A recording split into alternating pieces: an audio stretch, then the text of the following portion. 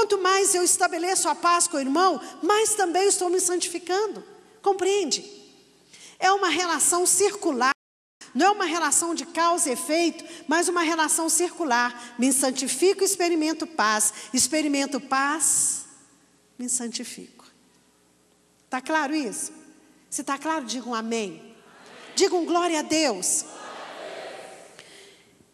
E aí, queridos, quando eu libero o perdão, porque veja bem, o verso 15 vai falar que nós devemos prestar muita atenção, de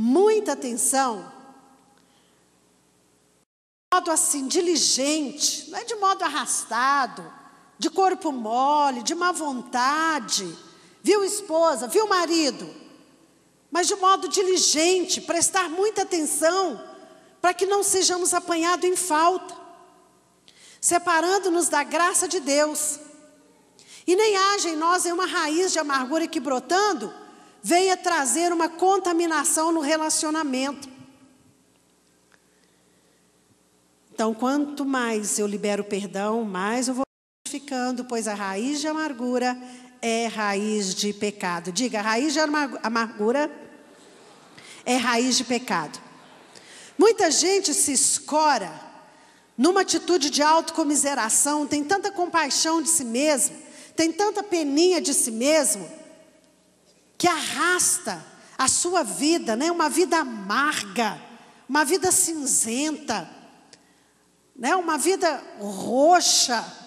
Estou vendo muitas blusas roxas aqui, nada contra o roxo, está na moda, mas não sei porquê, todas as vezes que eu penso em amargura, eu associo com a cor roxa, aquele roxo fechado, né? Muitas vezes a pessoa leva a vida assim, arrastada, porque se escora nessa proposta de coitadinha de mim, coitadinho de mim, eu não merecia isso que fizeram comigo. Eu pergunto, Jesus merecia?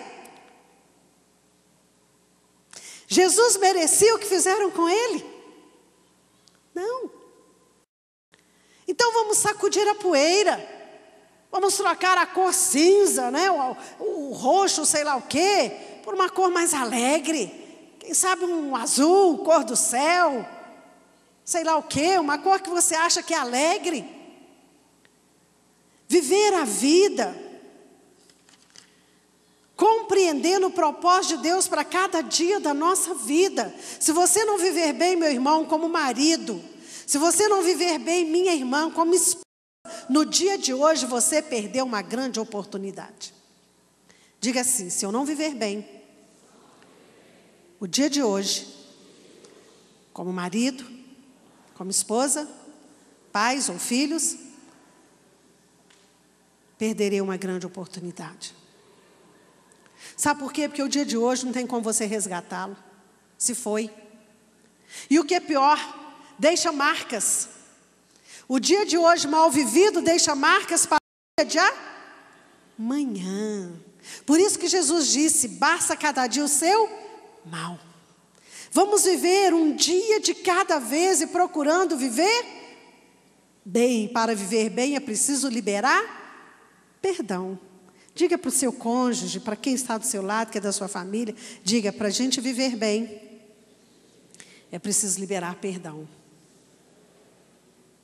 Perdoar. Porque a raiz de amargura é raiz de pecado. A amargura arrasta consigo, queridos, o ciúme.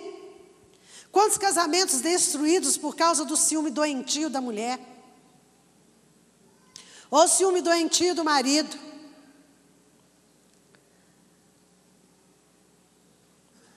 Às vezes a esposa tem que andar assim, né? Não pode nem dar uma olhada para o lado, nem para atravessar a rua.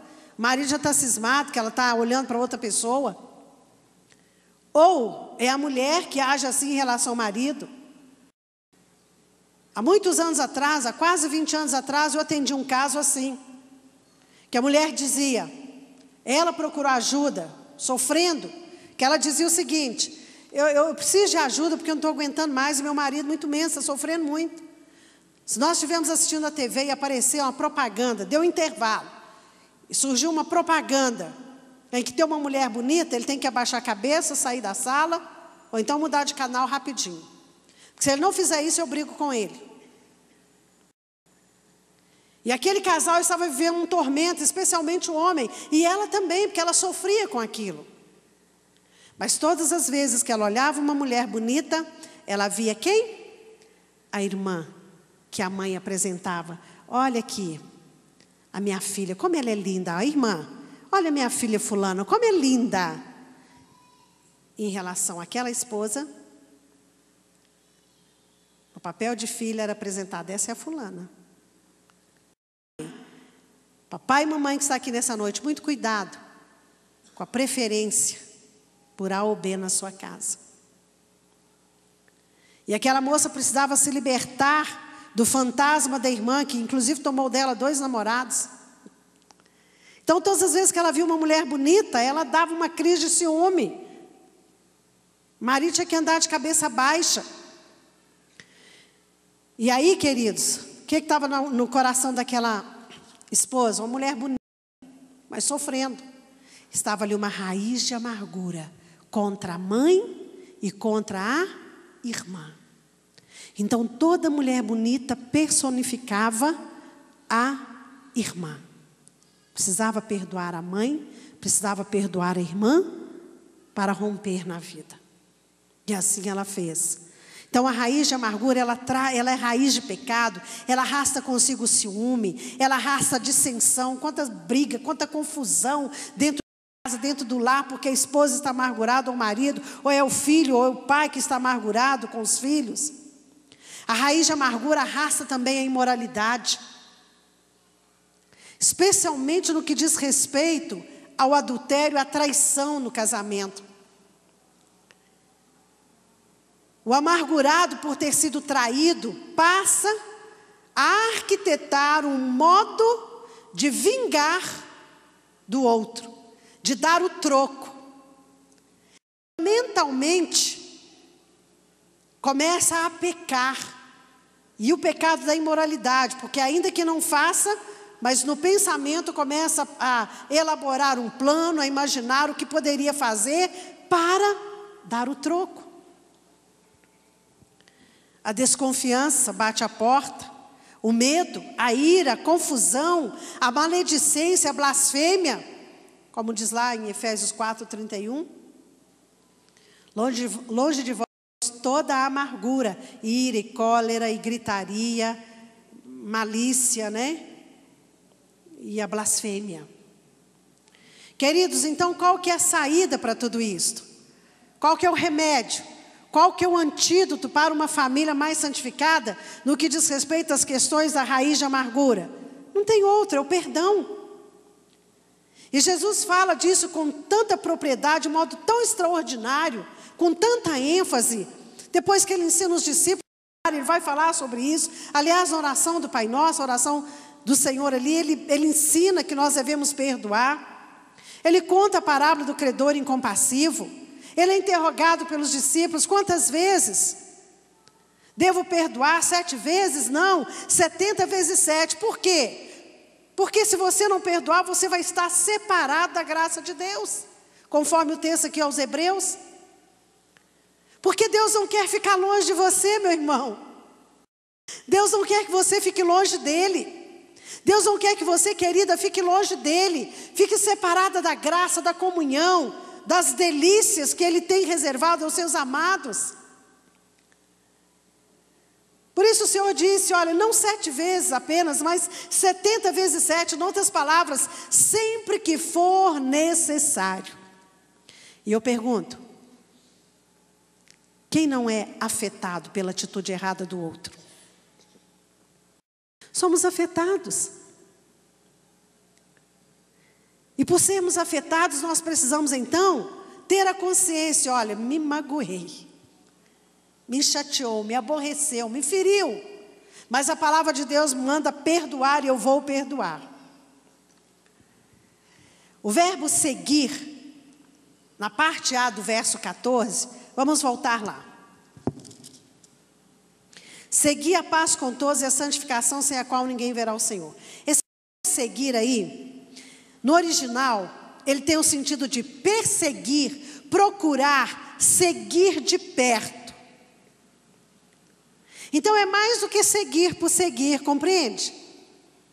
É mais do que ir na onda, é mais do que seguir sem um alvo, sem um objetivo. É mais do que isso, é perseguir com aquele desejo de alcançar, é procurar diligentemente, é seguir de perto a paz. Essa busca desesperada pela paz. Quem sabe o seu lar, o seu casamento está vivendo uma tensão. Quem sabe o clima, a atmosfera espiritual e emocional da sua casa está tensa. A alegria se foi. O som da flauta, do tamboril, o som dos instrumentos já não se fazem mais presente. Já não há gargalhadas, já não há risos, já não há gentilezas nesse relacionamento. Quem sabe tornou-se árido esse terreno da sua casa. A proposta de Deus é essa: persiga a paz, corra atrás dela. Não tome a situação como é assim mesmo. Querido irmão, querida irmã, não tome a situação dizendo: casamento depois de tantos anos vira essa água morna. Não. Olhe um para o outro agora. Diga: você não é minha água morna. Já pensou nesse calor tomar uma água morna? Terrível, não é? Terrível. A promessa de que o vinho, quanto mais armazenado, melhor. Então não precisa ser água morna, meu irmão. Não precisa ser água morna. Busque diligentemente, persiga, procure a paz, busque seguir de perto essa paz, porque você precisa desta paz para que haja alegria. Aliás, Paulo escrevendo aos Gálatas, ele diz: o fruto do Espírito é amor, alegria, paz, longanimidade, mansidão, domínio próprio, benignidade. Essas coisas andam juntas, que é isso que o Espírito de Deus produz em nós. Agora, se a raiz de amargura estiver lá, não tem como isso ser produzido. Então é preciso, perseguir, procurar, seguir de perto esta paz. Isso pressupõe o quê? Esforço. Isso pressupõe esforço. Faça assim. Diga: esforço. Quando você carrega algo que exige esforço, você tem que pôr os músculos para funcionar, não é assim? Esforço. Você não carrega algo pesado assim, ó. Né? Esforço, posicionamento, determinação, vontade. Se isso pressupõe esforço, então o ato de perdoar é um ato de esforço. Vamos lá para o verso 4 do capítulo 12.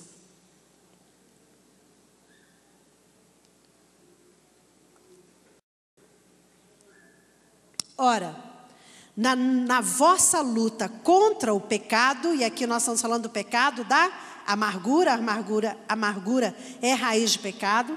Ora, na vossa luta contra o pecado, ainda não tendes resistido até ao sangue. Um texto que até eu já citei.